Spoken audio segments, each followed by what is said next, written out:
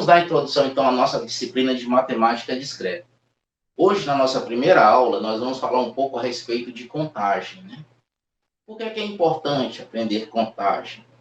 Bem, para vocês terem uma ideia, a primeira técnica matemática ensinada para uma criança é contar. Ou seja, ela vai enumerar os elementos de um conjunto para, no final, saber quantos elementos ela possui. Agora, existem técnicas que facilitam essa contagem. Essas técnicas nós vamos ver aí ao longo da nossa disciplina. Hoje nós vamos começar com o princípio fundamental da contagem, né? Nós temos o princípio aditivo e o princípio multiplicativo. Como é que nós podemos ver isso com os nossos alunos? Vamos começar com o seguinte, pessoal. Olha só. Imagine aqui que eu tenho dois conjuntos. Eu tenho aqui um conjunto A e nós temos aqui um conjunto B. Bom. Se esse conjunto A ele possui uma quantidade M de elementos e esse conjunto B possui uma quantidade N de elementos, olha só. Se o número de elementos do conjunto A é igual a M e o número de elementos do conjunto B é igual a N, então o que é que a gente garante para vocês? Isso implica eu dizer que se eu pegar o conjunto A e unir com o conjunto B, você vai ter agora um só conjunto, né? Você vai ter um só conjunto. Esse conjunto aqui nós representamos como A união B. E aí nós vamos ter que o número de elementos de A união B vai ser os M elementos de A com os N elementos de B. Então, M mais N. Aí você observa o seguinte caso. Observe que o conjunto A e o conjunto B não têm elementos em comum. Nós chamamos isso de conjuntos disjuntos, né? A interseção entre eles é vazia.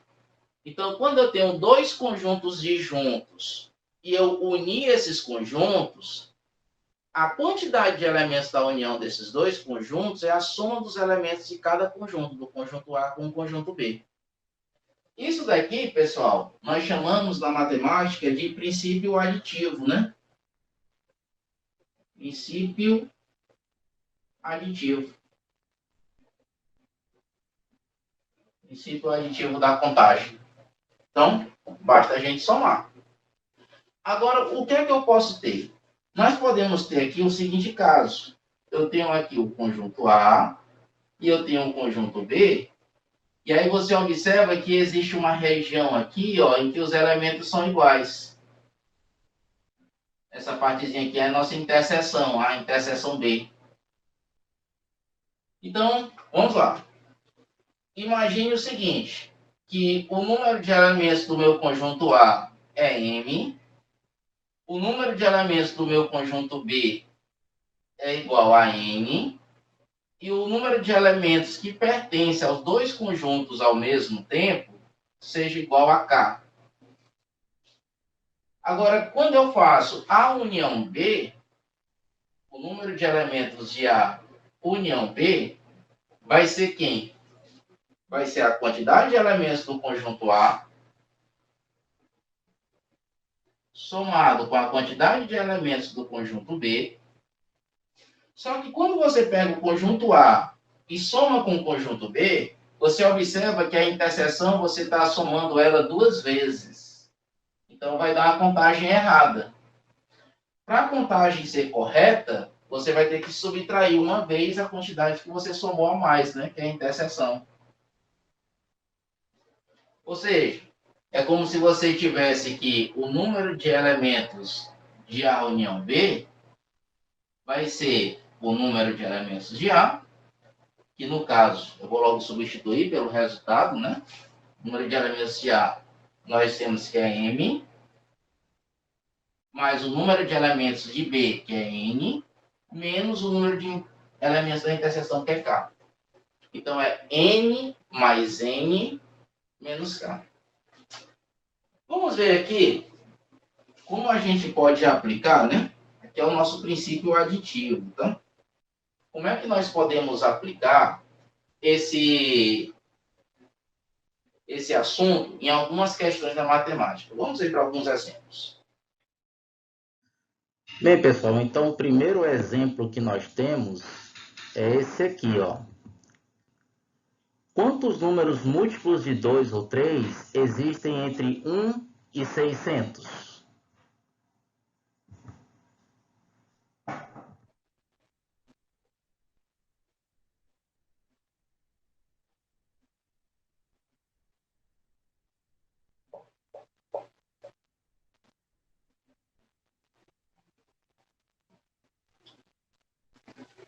Bem, então, como vocês viram aí, nesse exemplo é o seguinte: quantos números múltiplos de 2 ou múltiplos de 3 existem na sequência de números de 1 até 600?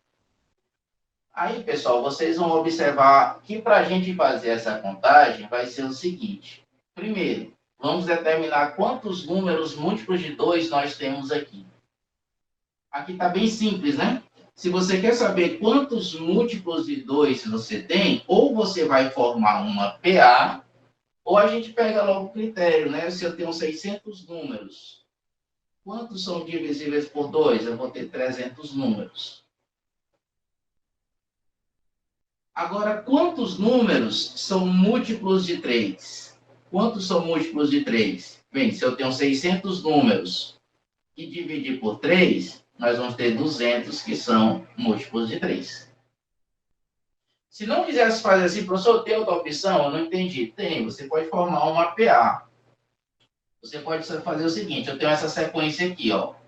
Todos os múltiplos de 2 vão ser 2, 4, 6, até o último que é 600, né? Você tem aqui a PA.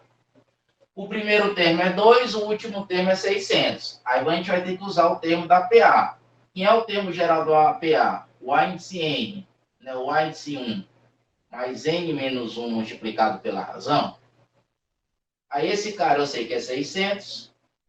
O A índice 1 eu sei que é 2. O N eu quero descobrir. E a razão é 2, né? Uma PA de razão 2. Aí aqui, se eu dividir tudo por 2, você vai ter 300 é igual a 1 mais N menos 1. Ó, você descobre que o N é igual a 300. Aí, no caso, eu teria que fazer a mesma coisa para os múltiplos de 3, né? E para resolver a questão. Então, turma, nós temos 300 números que são múltiplos de 2. Nós temos 200 números que são múltiplos de 3. Mas aí vai acontecer uma coisa, ó. Porque quando você pega os múltiplos de 2, você vai observar que eu vou ter o 2, o 4, o 6, 8, 10, 12. Quando você pega o múltiplo de 3, você vai ter o 3, o 6, o 9, o 12, até chegar em 600, né?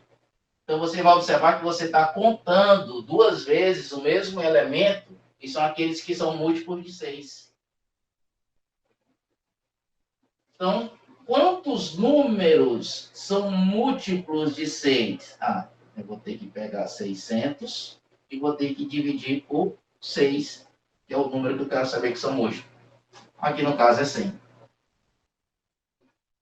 Aí, usando lá o princípio, você observa que o conjunto A e o conjunto B, o conjunto A são os números que são divisíveis por 2, o conjunto B, os números que são divisíveis por 3. Esses dois conjuntos não são conjuntos disjuntos.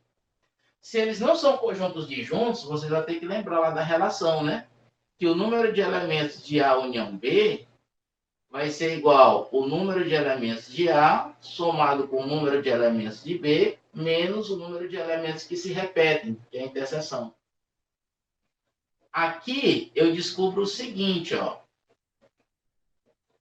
Que o número de elementos de A união B, ou seja, múltiplo de 2 ou múltiplo de 3, vai ser o número de elementos de A, que no caso é 300, somado com o número que são múltiplos de 3, no caso 200, menos os que são múltiplos de 2 e 3, ou seja, os que são múltiplos de 6. É 100.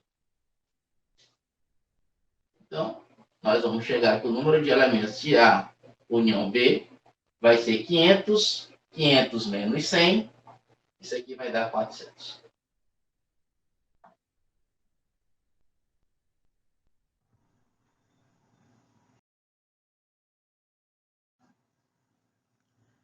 Nosso segundo exemplo. Depois de N dias de férias, um estudante observou que choveu 7 vezes, de manhã ou à tarde.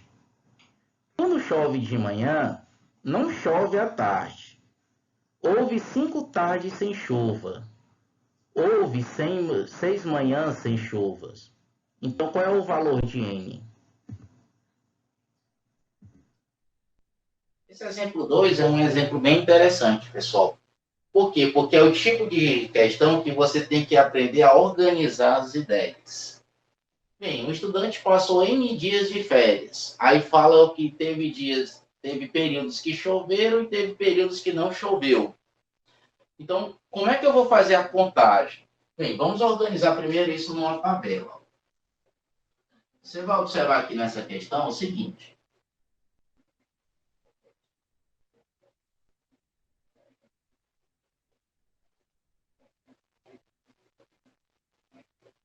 Ó, manhã e tarde, né? São os turnos aqui dos dias.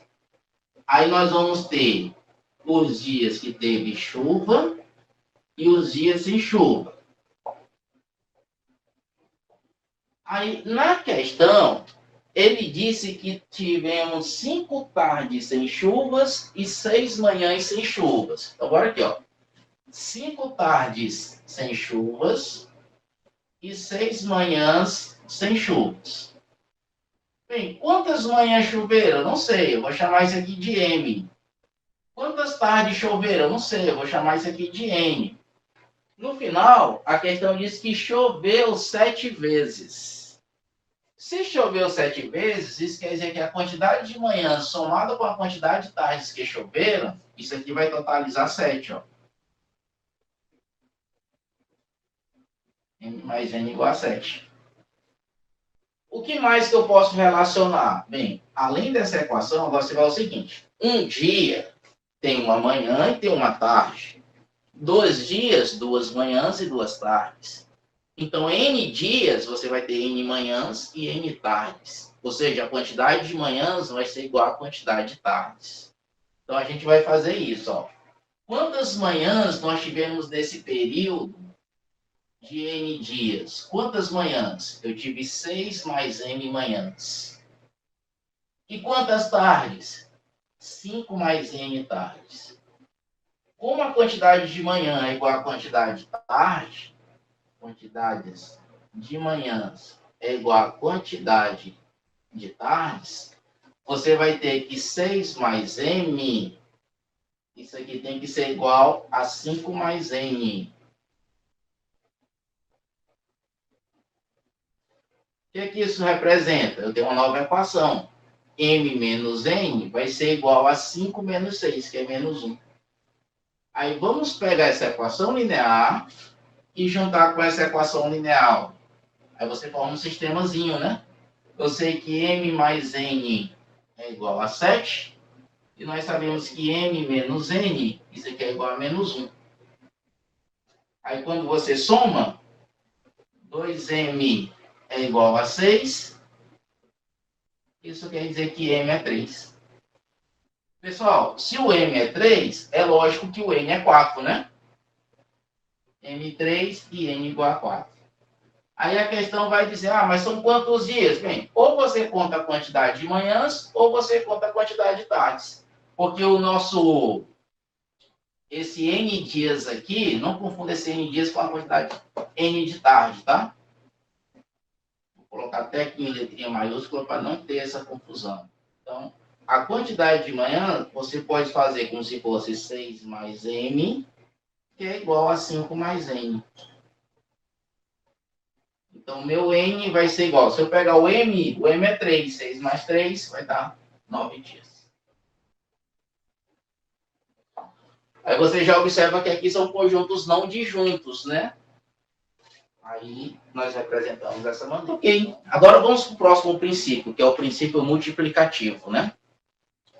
O que é que diz o princípio multiplicativo? É a quantidade de maneiras que você pode fazer um determinado evento ou tomar decisões. Vamos supor, eu tenho um aluno em sala de aula, aí eu tenho um aluno na nossa sala de aula e esse aluno decide sair e ir ao shopping, né? Aí ele vai lá no guarda-roupa dele, ele vê que ele tem 5 opções de camisa e 3 opções de calças para usar. Então, de quantas maneiras diferentes ele pode ir ao shopping vestindo de formas distintas, né? Aí é o que nós chamamos de princípios multiplicativos. Ó, imagine que seja isso aqui. Se para tomar uma determinada decisão, se para tomar a decisão A,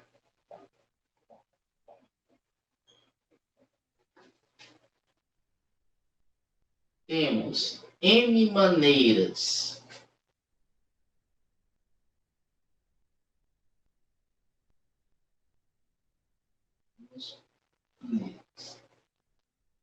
e se, uma vez tomada a decisão A,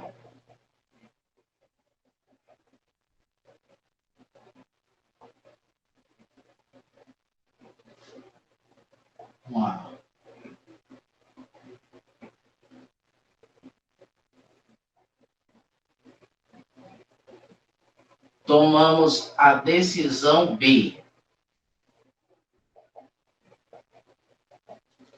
de N maneiras,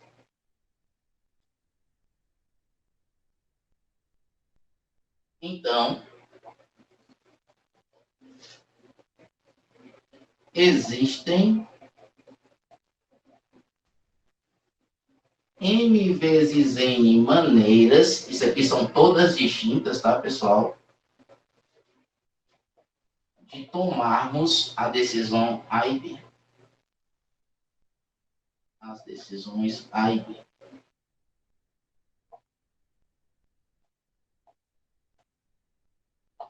Maneiras distintas, tá? Maneiras distintas. Isso é muito comum, pessoal. Imagine o seguinte, ó. Você está bem aqui numa cidade A, tá aqui um exemplo básico só para ilustrar. Você está aqui numa cidade A, aí quer ir para uma cidade C, mas só que para ir para a cidade C, primeiro eu tenho que passar pela cidade B, né? Pronto. Agora você vê o seguinte, da cidade A para a cidade B, existem 3 maneiras de eu fazer isso. Existem 3 maneiras de eu ir da cidade A para a cidade B. E quando você vai da cidade B para a cidade C, existem 2 maneiras.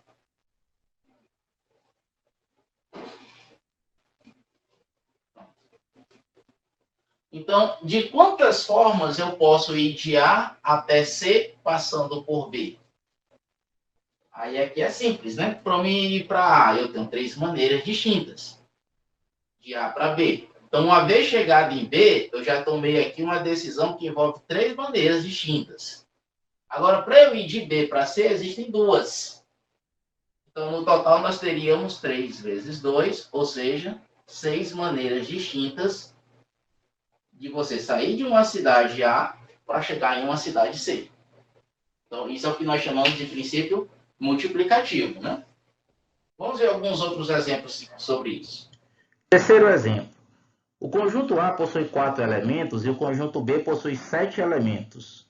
Quantas são as funções f de A em B? Quantas são as funções injetoras f de A em B? Nesse exemplo 3, turma, você observa o seguinte. Se eu tenho um conjunto A com 4 elementos e o conjunto B com 7 elementos, existem quantas funções f de A em B, né? Funções f de A em B, ou seja, o domínio é o conjunto A, o contradomínio é o conjunto B. Então, o que é que você vai observar? Para ser uma função, cada elemento do conjunto A tem que ter um único correspondente no conjunto B. E esses correspondentes podem ser iguais? Podem ser iguais. Então, vamos fazer o seguinte, ó. Eu vou pegar aqui todos os componentes de A e colocar aqui no quadradinho. É como se eu tivesse aqui o primeiro elemento do conjunto A, o segundo elemento do conjunto A, o terceiro elemento do conjunto A e o quarto elemento do conjunto A. Quando você for escolher aqui, ó, para ser uma função, o conjunto A pode ser associado a qual desses elementos do conjunto B? Eu tenho 7 opções. Então, para escolher o primeiro elemento do conjunto A, eu tenho 7 opções. Agora, imagine o seguinte, eu vou escolher o primeiro elemento do conjunto A, agora eu vou para o segundo elemento. Quando você vai para o segundo elemento do conjunto A, você tem quantas opções de escolha? Tem, para ser função, eu posso repetir o mesmo elemento. Se você pode repetir o mesmo elemento, então, novamente, você tem 7 opções de escolha. O terceiro elemento, novamente, eu tenho 7 opções de escolha. O quarto elemento, eu tenho 7 opções de escolha. Então, no total, pelo princípio multiplicativo, você teria 7 vezes 7 vezes 7 vezes 7 elementos. Aí aqui nós teríamos 49 vezes 49, né? Vai dar 2.401.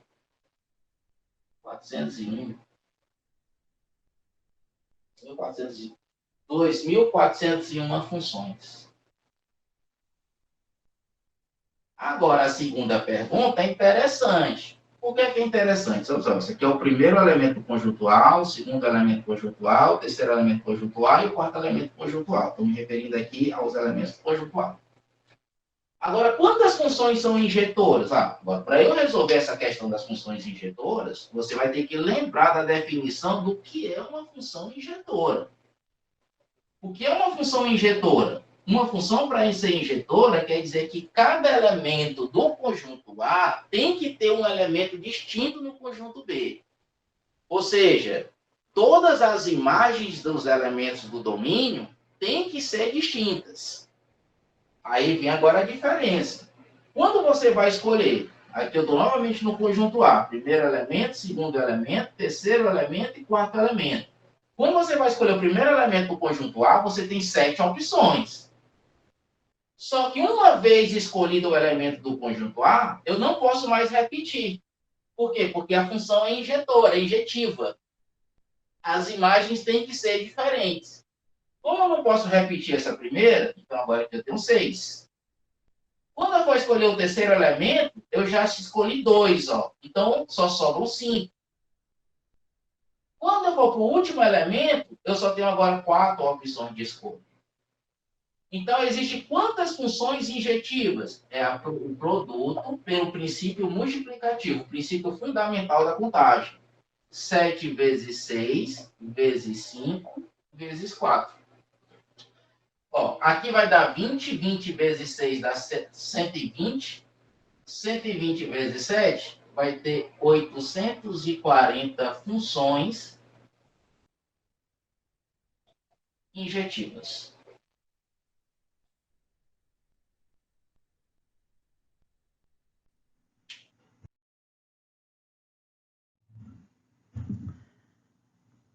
Numa sala, 3 homens e 4 mulheres. De quantos modos é possível selecionar um casal homem e mulher? Ok, pessoal, nessa questão, nós temos 3 homens e 4 mulheres. Então, de quantas maneiras distintas nós podemos formar um casal formado por um homem e uma mulher? Então, nessa questão, você observa que só vai ser possível formar 3 casais. Então, o que é que nós temos aqui?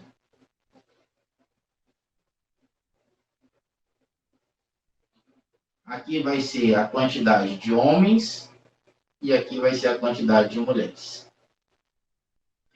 Eu tenho quantas opções para escolher um homem?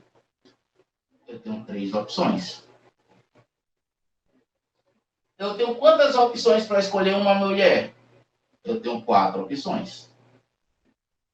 Então, pelo princípio multiplicativo, isso quer dizer que vai existir 3 vezes 4, ou seja, 12 formas, 12 maneiras de você escolher um casal formado por um homem e uma mulher.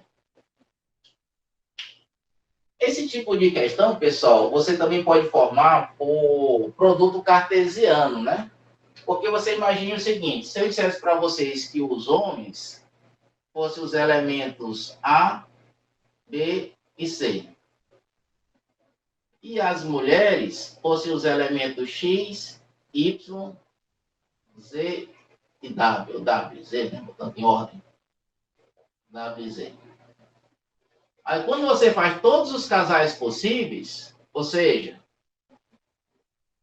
faz o produto cartesiano, né? Aí, quando eu fizer o produto cartesiano, quais são todas as opções? Ó, eu posso ter o A com X, nós podemos ter o A com Y, nós podemos ter o A com W, nós podemos ter o A com Z. Nós podemos ter o B com X, o B com Y, o B com Z, com W, botando em ordem, e podemos ter o B com Z. Nós podemos ter o C com X, o C com Y, o C com o W e o C com o Z. Então, existem 12 maneiras distintas de você formar um casal. É lógico que para você dizer isso para o aluno, é melhor você entender a maneira correta de contar para não dificultar, né? Então, aqui seria bem mais rápido que você usar produtos cartesianos.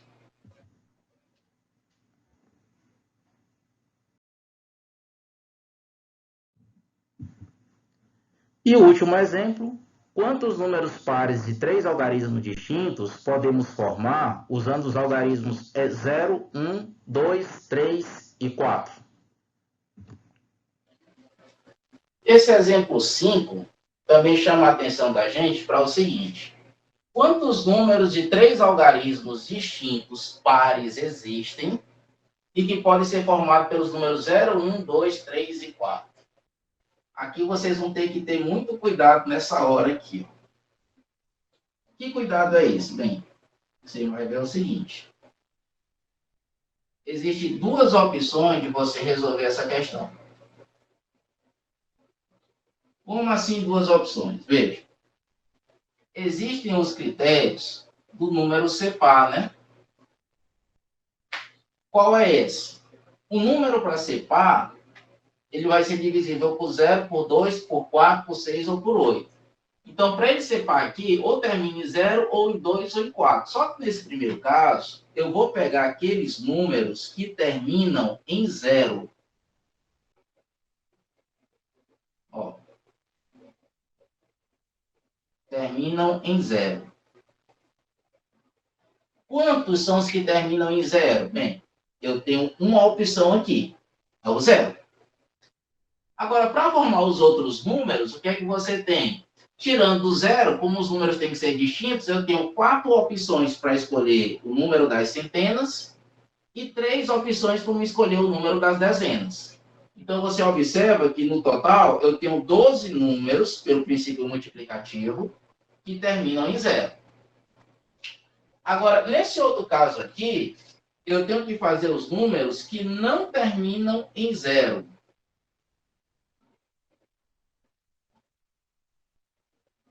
Não terminam em 0. Para um número ser par e não terminar em 0, ou ele termina em 2 ou ele termina em 4. Aí o que é que você observa? Eu tenho duas opções de escolha. Ou é o 2 ou é o 4. Agora, por que eu estou fazendo essa diferença, pessoal? Porque se for o 2 ou o 4, é o seguinte. Um número de 3 algarismos, ele não pode começar com 0. Então, o que é que está acontecendo? Quantos algarismos podem assumir o valor da centena? Bem, eu tenho que excluir o 0 e eu tenho que excluir ou o 2 ou o 4. Imagine que eu excluo o 2. Então, só sobram 3 opções. E por algarismo das dezenas? Agora, nas dezenas, eu posso colocar o 0. Eu posso colocar o 0 e tenho que tirar os 2 números que eu já escolhi. Um número par e o outro número. Então, eu tirando 2 números, sobram 3. Pelo princípio multiplicativo, nós temos 9 vezes 2, 18. Todos esses números aqui, será que existe algum que coincide? Não. Por que não coincide? Esses vão terminar em 0 e esses vão terminar em 0. Então, já garanti que esses números aqui não são iguais. Aí, o que é que diz o princípio aditivo? Se você tem o número de elementos do conjunto A formado de N maneiras, o número de elementos do conjunto B formado de N maneiras, e os conjuntos não são disjuntos, então existe M mais N maneiras, ou seja, 12 mais 18. No total, nós vamos ter 30 números que são pares distintos de 3 algarismos. Pessoal, quando a gente fala em criptografia, é muito interessante falar isso com vocês. Muitas pessoas usaram a criptografia para dificultar uma comunicação no período de guerras, né? As pessoas queriam mandar uma mensagem para os seus generais, só que ele não queria que aqueles seus oponentes descobrissem aquela mensagem. Então, ele disse, como é que eu vou fazer para me mandar uma mensagem lá para o meu aliado sem que o meu inimigo descubra? Então, eles decidiram criptografar. Ou seja, trocar letras por outras letras, ou inverter a posição, trocar letras por números ou símbolos, ou simplesmente as pessoas, às vezes, pegavam uma palavra e dividiam ela em 2 partes e formavam uma sequência. Existem muitas maneiras de você criptografar. Dentre essas maneiras, uma que são as mais usuais é a chamada criptografia ou cifra de Júlio César. O que foi que Júlio César fez? Bem, eu vou pegar aqui a primeira letra do alfabeto e vou substituir essa letra por 3 letras depois. Como no meu alfabeto eu tenho 26 letras, então ele substituía o A, aí pulava, né? Pelo D. Substituía o B pelo E. Substituía o C pelo F. Então, quando você fosse mandar uma palavra para ele, por exemplo, ataque, aí ficava uma outra frase para você fazer isso. Agora, como é que eu posso fazer isso com os nossos alunos, com os meus alunos? Assim, pessoal, imagine que eu tenho essa palavra, né? Você tem a palavra ataque. De quantas maneiras distintas eu posso criptografar essa palavra ataque? Ou seja, de quantas maneiras distintas nós podemos escrever ela para que a outra pessoa não descubra o que eu quero dizer? É lógico que quando a gente fala isso, fica muito difícil para alguém acertar o que é que ele quer dizer, né? Porque na palavra ataque, por exemplo, você tem 6 letras e tem 2 letras repetidas. Vai dar uma permutação com elementos repetidos. Mas aí tem que obedecer um critério. Aí, quando você define com seu aliado um critério com antecedência, por caso de Júlio César, tinha definido isso, vou trocar a primeira letra sempre por a terceira letra seguinte. Aí ficava o seu aliado descobrir, fica fácil, mas os opositores ficam com um pouco mais de dificuldade. Na UBMEP tem algumas questões que falavam sobre isso, né? Então fica aí para vocês darem uma lida, uma pesquisada de como é que a gente pode fazer isso e tentar tratar com os alunos, tá bom, pessoal? Na nossa semana foi isso. O princípio fundamental da contagem, alguns exemplos. Na próxima semana nós vamos falar um pouco sobre a escrita em braille e aí fazer algumas aplicações de combinações com essa escrita, de quantas maneiras podemos escrever uma palavra usando braille. Vai ser algo bem interessante, tá bom?